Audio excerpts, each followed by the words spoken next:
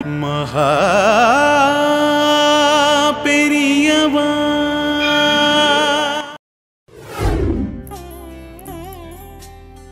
ஜியோவோட ஒரு அக்ரிமெண்ட் போட போறாளாம்.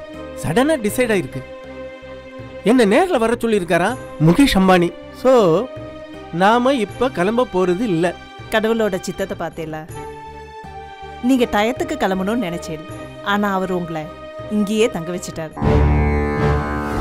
கல்யாணி, இங்க என்ன நடந்துட்டு இருக்கு? எதுக்காக எல்லாரும் கூடி இருக்கா? இது என் காத்துல டெய்லி நடக்கிற விஷயம். தினமும் ஒரு சில பக்கங்கள் தெய்வத்தின் குரல்லேருந்து வாசிச்சதுக்கு அப்புறம் தான் இங்க போஜனம் தூக்கம் எல்லாமே. வேதம் எப்போ உருவாச்சுன்னு உங்களுக்கு தெரியுமா ஐபிஎம் சார்? நானும் கோபத்தை கண்ட்ரோல் பண்ணணும்னு ட்ரை பண்றேன். முடிய மாட்டேங்கிறது. சத்தம் போட்டதுக்கு அப்புறம் தான் தோணும் அனாவசியமா சத்தம் போட்டோமேன்னு. இன்னைக்கு நாங்க படிச்சது ஒரு 2 பக்கம்தான்.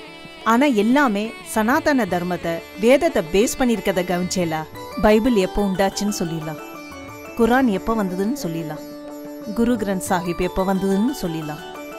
ஆனா ஆரிஜின் ஆஃப் வேதாஸ், அது உருவான விதம், அதை பத்தி பெரியவா தெளிவா சொல்லியிருக்கா.